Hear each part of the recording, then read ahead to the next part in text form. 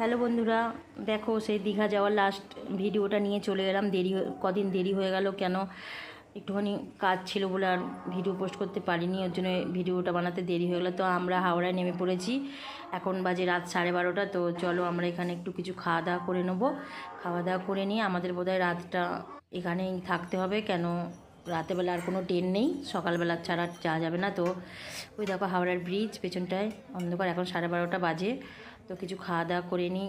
ভাইয়ের বউ ওরা চলে যাবে, ওরা সোদপুর যাবে, তো আমরা বর্ধমান যাব, ওই জন্য আমাদের কালকে সকালে ট্রেন। তো মেয়েটা আর আমি চাউমিন খেয়ে নিলাম, আর ভাইয়ের মেয়েটা ওরা রোল খেলো, দিয়ে ওরা চলে যাবে এক্ষুনি, ক্যাব ধরে ওরা চলে যাবে, ওরা সোদপুর যাবে।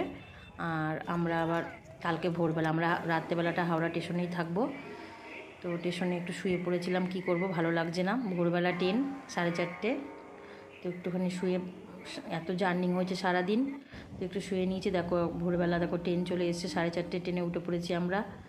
তো এখান থেকে 2 ঘন্টা লাগবে বাড়ি যেতে। তো চলো আমরা এবার ট্রেনের মধ্যে চলে এসেছি বাড়ি, একটু ফ্রেশ হয়ে নিয়ে এবার একটু ঘুমাবো। টাটা, বাই বাই, ভালো।